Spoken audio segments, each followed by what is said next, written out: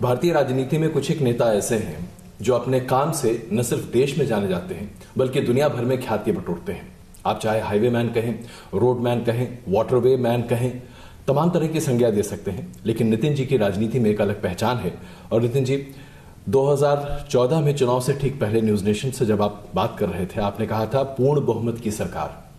और जाहिर सी बात है, हम सब पत्रकारों ने आपकी बात मानी जरूर थी, लेकिन लगा था कि शायद देखें क्या होता है।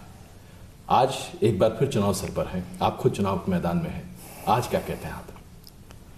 देखिए, पिछली बार जब चुनाव हुआ था तब 2014 के बैकग्राउंड में लोगों ने मोदी जी को चुन कर दिया, भारतीय जनता पार्टी को चुन कर दिया, तब उनकी हमारे बारे में अपेक्षाएं थी। 2014 के बाद आज तक पहली बार भारतीय जनता पार्टी की पूर्ण बहुमत वाली सरकार बनी। और मैं ये दावा कर सकता हूँ कि 50 साल में नहीं हुआ इतना काम 5 साल में हमारे देश में मोदी जी के नेतृत्व में भारतीय जनता पार्टी के सरकार ने किया। इतना ही नहीं तो विश्व में पूरी तरह से भारतीय जनता पार्टी के नेता के रूप में मोदी जी की प्रतिष्ठा, आन बान सम्मान तो थी, पर प्रधानमंत्री के नाम से भी उनकी प्रतिष्ठा बढ़ी और पूरे दुनिया में एक रिकॉग्निशन और रिस्पेक्ट मिला। और इंटरनल और एक्सटर्नल सिक्योरिटी की बात पर अनेक बार देशों में हादसे हुए, बॉम्ब ब्लास्ट हुए, निरपराध लोगों की हत्या हुई, आतंकवाद के लोगों ने बहुत किया, पर पहली बार दुनिया ने देखा कि ईंट का जवाब पत्थर से देने वाला एक ताकतवान प्रधानमंत्री इस देश को मिला। तो स्वाभाविक रूप से सभी फ्रंट पर जो सक्सेस स्टोरी बनी हुई है उसके विश्वास के साथ पिछले बार जो सीटें मिली थी हमको, उससे 2, 4, 5, 10 ज़्यादा ही मिलेगी और हमारी सरकार फिर से मेजॉरिटी में आएगी और मोदी जी देश के प्रधानमंत्री बनेंगे, ऐसा मुझे विश्वास है। आइए उस पर तो हम थोड़ी विस्तृत चर्चा करेंगे, लेकिन आपने अभी राष्ट्रीय सुरक्षा की बात की। रामगोपाल यादव, ममता बनर्जी, 2 ऐसे नेता। रामगोपाल जी ने तो आज ही कहा है, बयान दिया है, उनका यह कहना है कि पुलवामा पर जो आतंकी हमला हुआ जिसमें हमारे 42 जवान शहीद हुए, ये एक साजिश थी। ये वोट के लिए की गई एक ऐसी हरकत है जिसके बारे में शायद कोई बोल भी नहीं सकता। ममता बनर्जी ने भी कुछ ऐसी ही टिप्पणी आज से 15 दिन पहले की थी। विपक्ष में लोग इस तरह के सवाल क्यों उठा रहे हैं आपकी सरकार पर? देखिए, ये बहुत दुर्भाग्यपूर्ण है।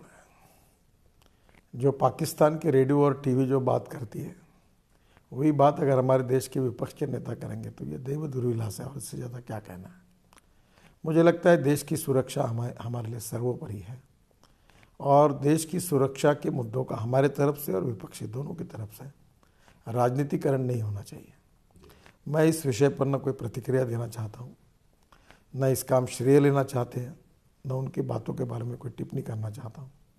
मैं इतना ही कहना चाहता हूँ कि हम बहुत संभाल कर बोले, क्योंकि विषय संवेदनशील है, क्योंकि 2 देशों के बीच में है। पाकिस्तान हमारा शत्रु राष्ट्र है और दूसरी महत्वपूर्ण बात है कि हम लोग जो जवान देश के लिए कुर्बानी होते हैं उनके बारे में ऐसी कोई बात न करें ताकि उनके परिवारजनों को, देश के जवानों के भावनाओं को ठेस पहुँचे। यही मेरा आह्वान है और इससे ज़्यादा मुझे इसके ऊपर बोलना भी नहीं है और मैं इसकी राजनीतिकरण के बिल्कुल विरोध में हूँ। एक और नई बात जो सामने आई है, चौकीदार बनाम बेरोजगार।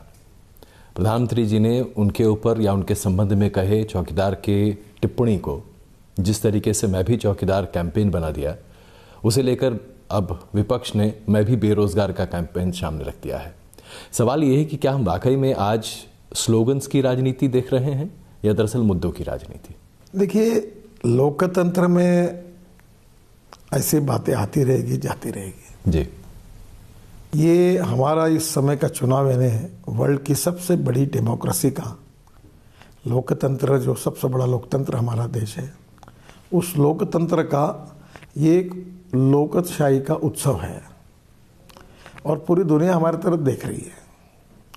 और जो देश के हित में सोचते, काम करते, वो ये चाहते कि लोकतंत्र में गुणात्मक परिवर्तन होना चाहिए। जी।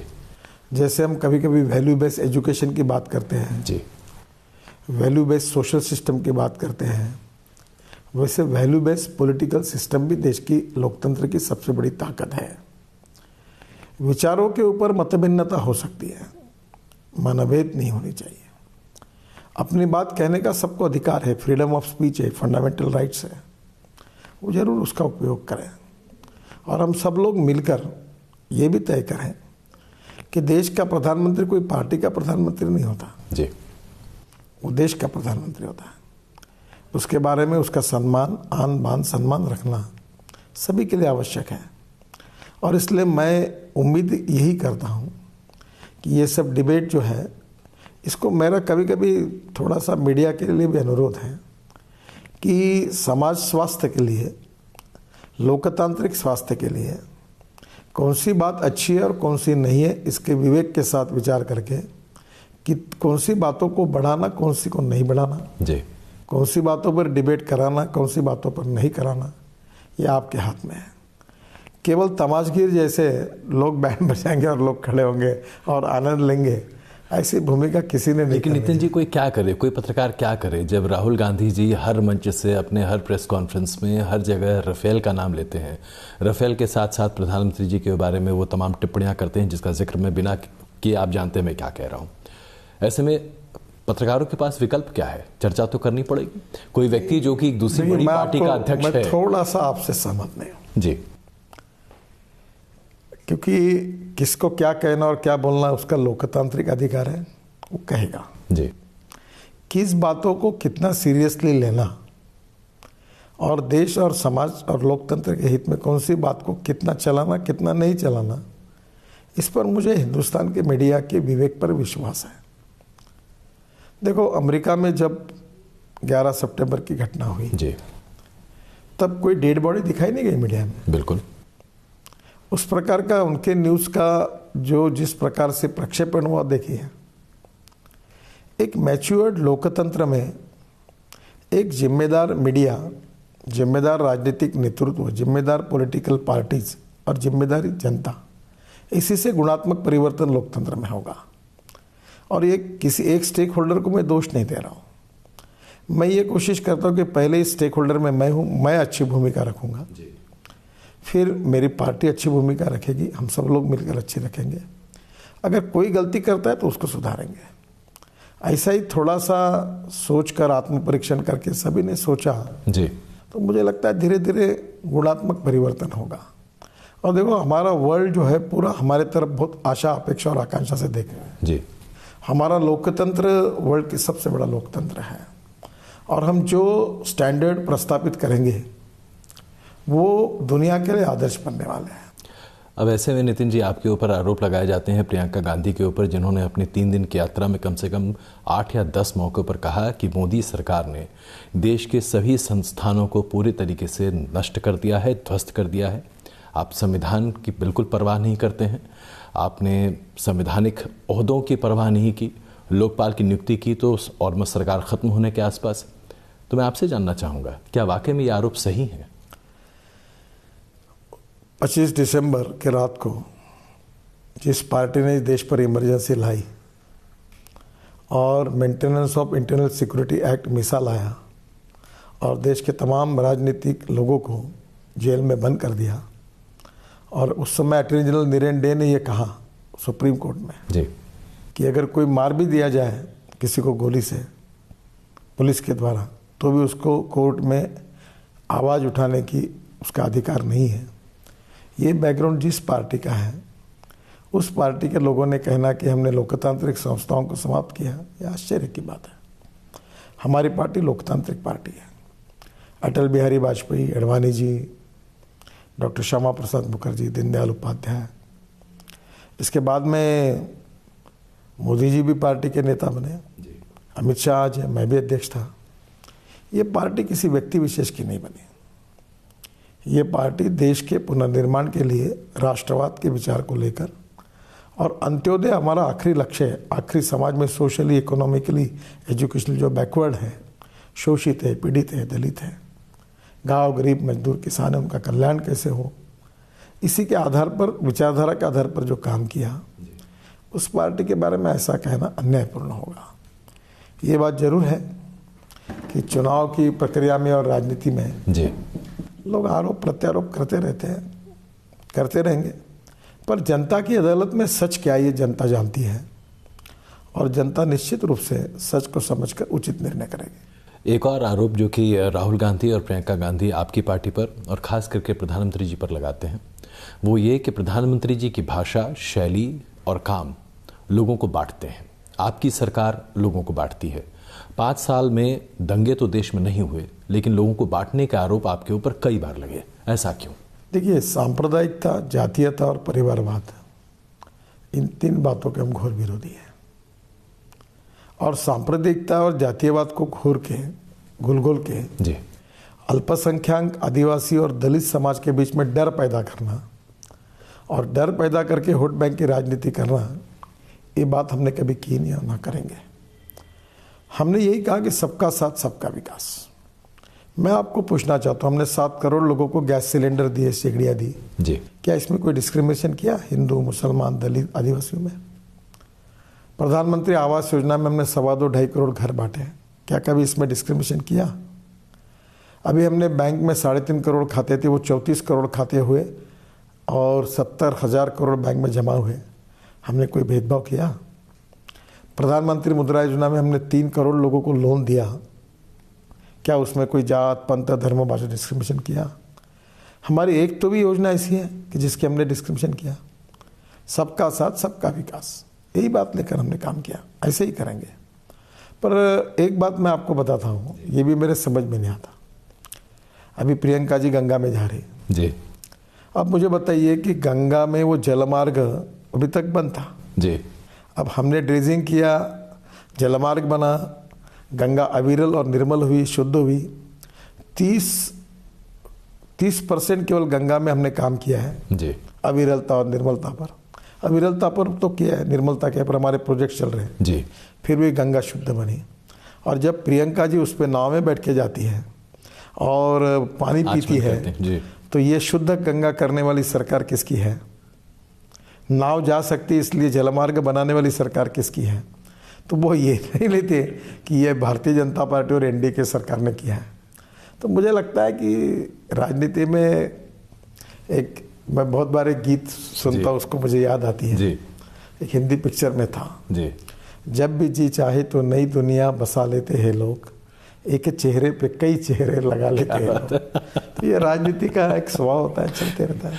लेकिन नितिन जी, ऐसा क्यों है कि विपक्ष आपकी पार्टी को हमेशा से एक अलग नजरिए से ही देखता रहा?